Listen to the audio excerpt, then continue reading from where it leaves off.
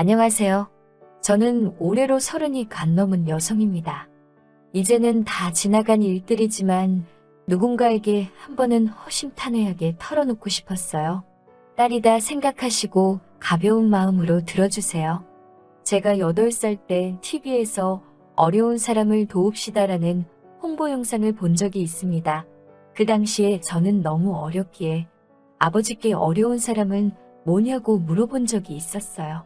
아버지께서는 몸과 마음이 힘든 사람은 다 어려운 사람이라고 말씀해 주셨지만 그때는 제대로 이해하지는 못했어요. 저에 대해서 이야기를 해볼게요.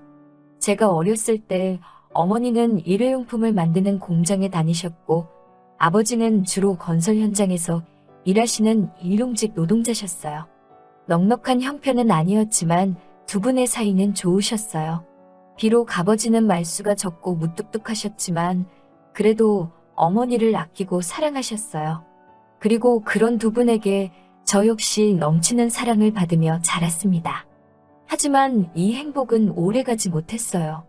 시간이 흘러 3년 정도 지난 어느 여름날 저는 친구 집에 가고 있었어요. 당시 저는 다세대 주택이 밀집한 동네에서 살았는데 그곳의 길은 마치 미로 같았어요. 즐거운 마음으로 길을 건너고 있었는데 갑자기 어디선가 나타난 오토바이에 그만 치이고 말았습니다. 오토바이에 부딪혀 나가떨어진 저는 치아가 부서지고 여기저기 크고 작은 상처를 입고 말았어요. 오토바이 운전자는 오토바이에서 잠시 내려 저를 이리저리 보더니 걸을 수 있지라고 묻고는 얼른 올라타 빠르게 사라졌습니다. 워낙 순식간에 일어난 일이었어요. 아프기도 하고 정신도 없고 그 자리에 주저앉아 얼마나 울고 있었는지 모르겠습니다. 지나가던 아주머니들 중 저를 알아본 한 분이 저를 집에 데려다 주셨어요. 엉망이 돼서 돌아온 저를 보신 부모님은 매우 속상해 하셨지요. 평소에 큰 소리 한 번 내신 적 없던 아버지는 저를 그렇게 만든 사람을 찾아서 가만두지 않겠다며 며칠 동안 동네를 미친 듯이 뒤지고 다니셨어요. 어머니 역시 저만 보면 한숨을 쉬시며 눈물을 흘리셨어요. 그 당시만 해도 골목길에 CCTV 같은 건 흔하지 않았기 때문에 결국 뺑소니 친 사람은 찾지 못했습니다. 그 후로 얼마간의 시간이 흐른 후 주말 오후 집에서 TV를 보고 있었어요. 그런데 갑자기 소리가 뭐라고 해야 할까요? 뭔가 귀가 울린다고 해야 하나? 소리가 잘 들리지 않는 느낌이었어요. TV 볼륨을 아무리 올려도 잘 안 들리고 엄마 목소리도 제대로 알아들을 수가 없었어요. 엄마에게 엄마 귀가 이상해, 소리가 웅웅거려 라고 말했던 기억이 나요. 엄마는 그게 무슨 소리냐며 어쩔 줄을 몰라 하셨어요. 그러더니 저를 데리고 급히 병원으로 향하셨지요. 당시 저희 집에는 자동차가 없었기 때문에 시장 입구까지 엄마가 저를 들쳐업고 달려가 택시를 탔던 기억이 나요. 그때 저는 택시를 처음 타봤어요.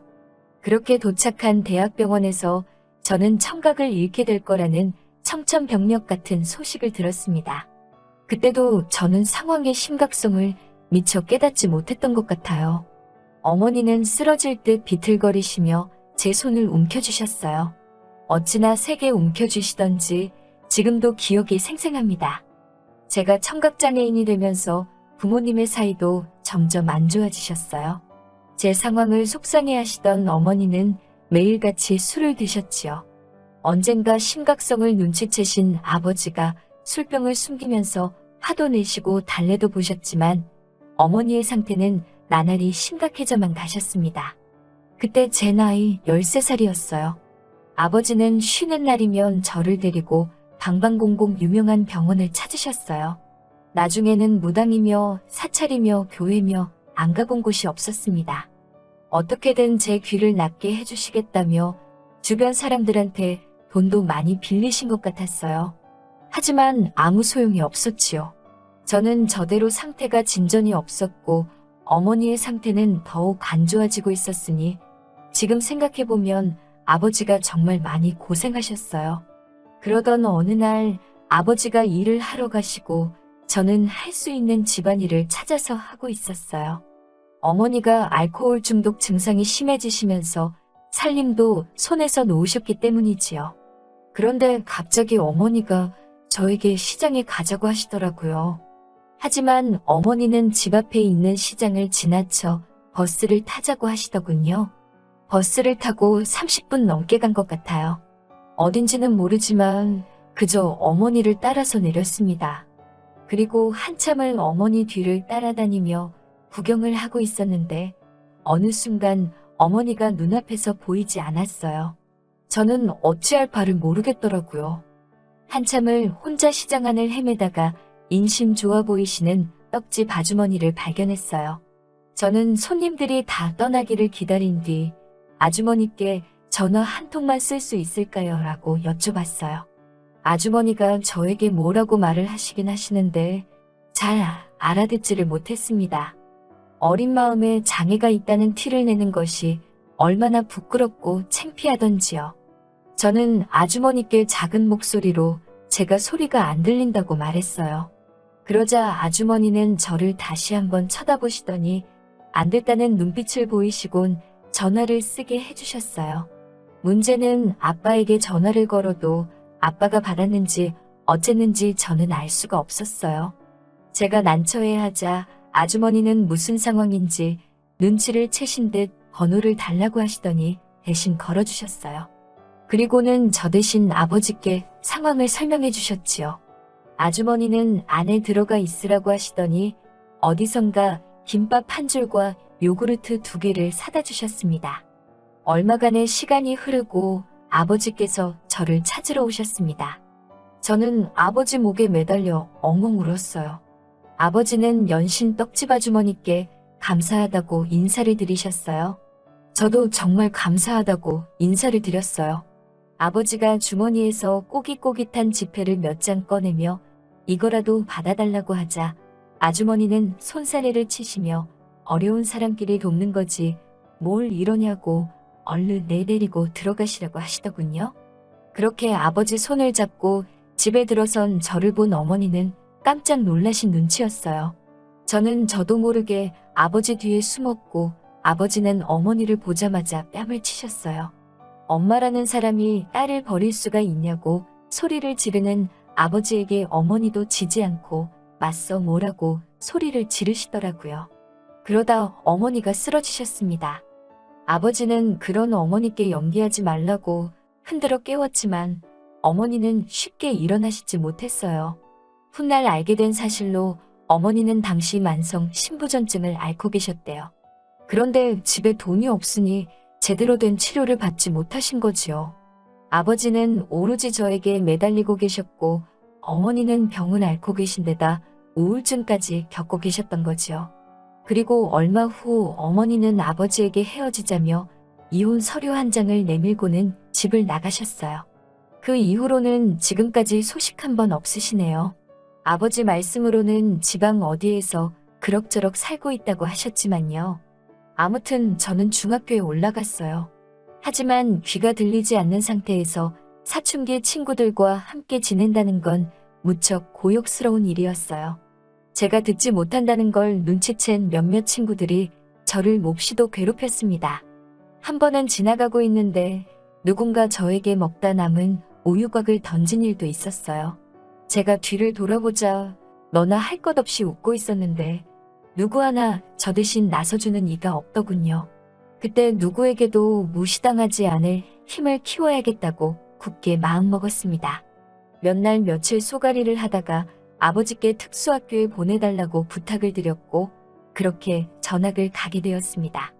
하지만 특수학교에서의 생활은 정말이지 제 기대와는 달랐습니다. 저는 귀만 들리지 않을 뿐인데 마치 저를 부족한 사람처럼 대하는 것 같았어요. 학교를 다닐수록 오히려 주눅이 들더라고요. 저는 결국 아버지께 학교를 그만두겠다고 말씀을 드렸어요. 대신 중고등학교는 검정고시로 반드시 마치겠다고 약속을 했지요. 혼자서 공부하면서 수어도 배우고 검정고시도 통과하고 저는 내친김에 수능까지 준비하여 서울에 있는 대학에 합격할 수 있었습니다. 고생하시는 아버지를 위해서라도 꼭 대학교에 가 아버지께 자랑거리가 되어드리고 싶었지요. 비록 명문대는 아니었지만 사람들이 이름만 들으면 알법한 학교의 특수교육과에 입학했어요. 어머니가 떠나시고 거의 술을 입에 대지 않으셨던 아버지는 제 합격 소식을 들으시고는 소주를 드시면서 진한 눈물을 보이셨어요. 그리고 그렇게 합격한 대학교에서 저는 지금의 남편을 만났어요. 청바지에 단정한 흰 셔츠를 입고 쭈뼛대며 주위를 둘러보던 그는 저를 발견하고는 다가와서 뜬금없이 자기소개를 하더라고요. 경영학과에 입학한 박기환이라면서 잘 지내보자고 하더군요. 저는 이혜연이에요. 청각장애인이에요. 라고 말했지요. 사실 언젠가부터 저는 자기소개를 할 때 꼭 청각장애인이라는 말을 덧붙이고 있었어요.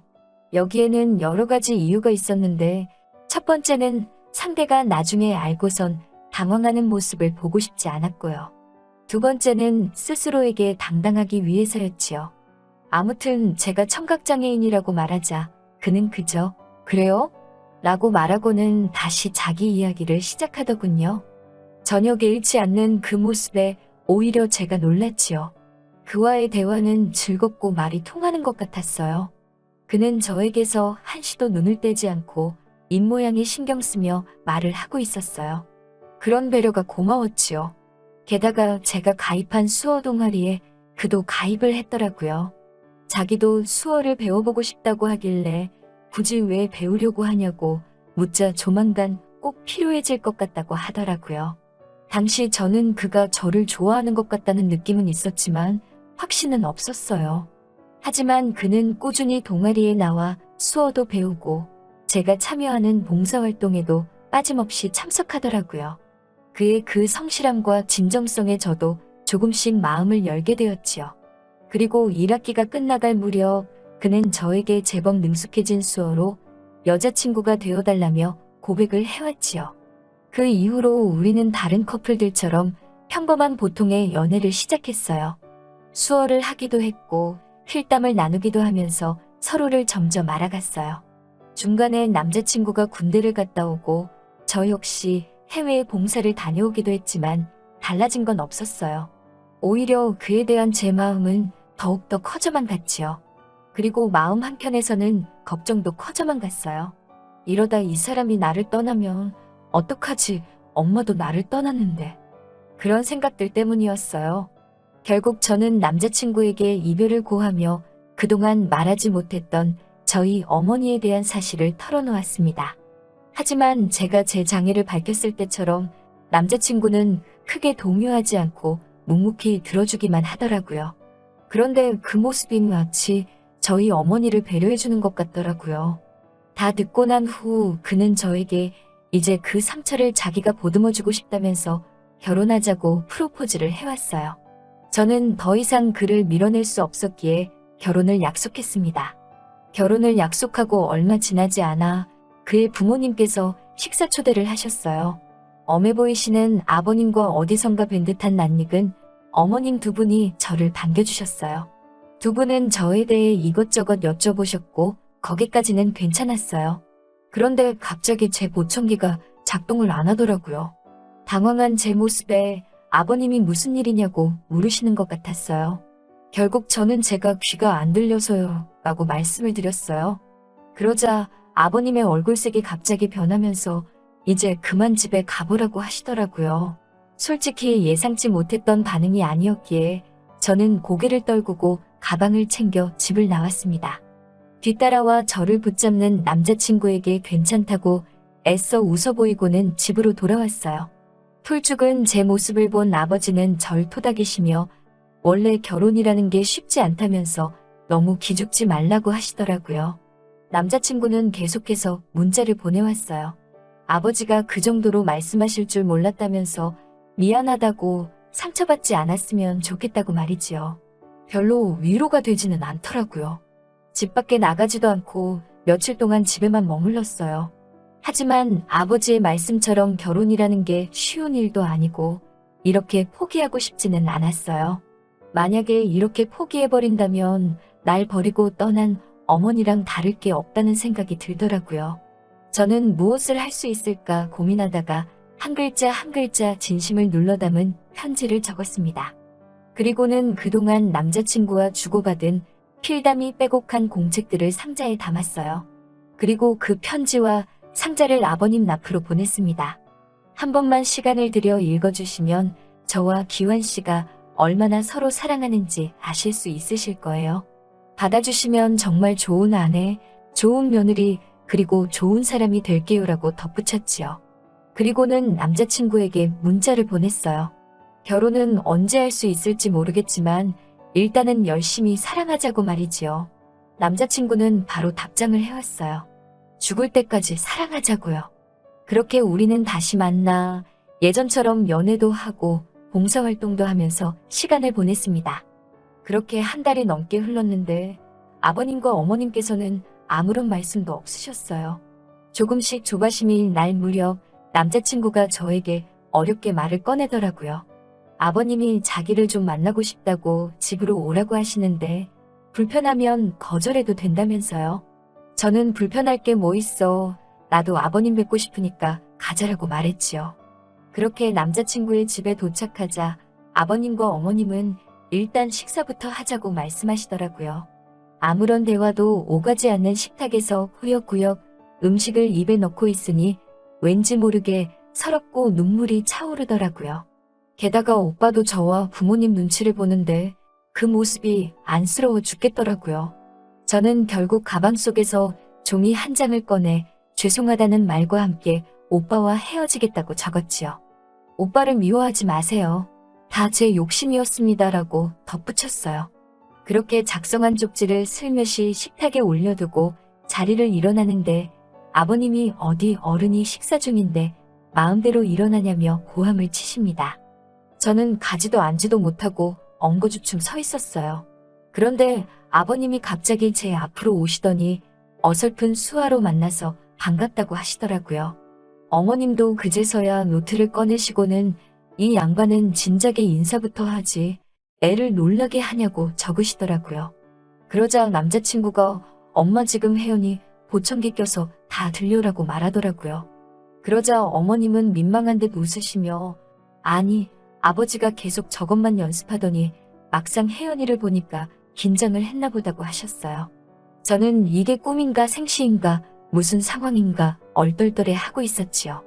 그러자 아버님은 우리 기환이를 잘 부탁한다며 식은 언제쯤 올릴 거냐고 하시더라고요. 그렇게 행복한 저녁 식사를 마치고 어머님이 후식으로 떡을 가지고 오셨어요. 그러자 남자친구가 그러고 보니 혜연이가 어렸을 때 길을 잃었을 때 엄청 인자하신 떡집 아주머니가 도와줬었대요. 혹시 그거 엄마 아니에요? 라며 농담하듯 이야기를 꺼내더라고요. 그러자 어머님은 깜짝 놀라시면서 그럼 그때 그 씩씩한 애가 우리 며느리가 된 거야 라며 신기해 하셨어요. 저도 깜짝 놀랐지요. 어머님은 그때 연락처라도 하나 받아놓을 거라며 얼마나 후회했는지 모른다고 하셨어요. 잘 크고 있는지 문득문득 생각이 났었다면서요. 저는 그동안 이 세상에 아버지 말고는 그 누구도 절 생각하는 사람이 없을 거라고 확신했는데 이제 보니 그게 아니었더라고요.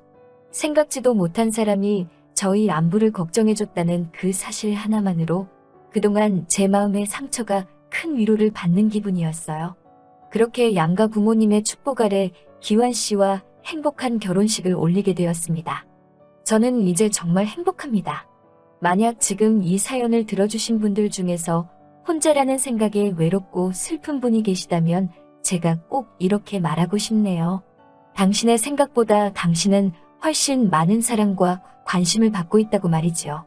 긴 사연 들어주셔서 너무나 감사하고요. 좋은 하루 되시길 바래요.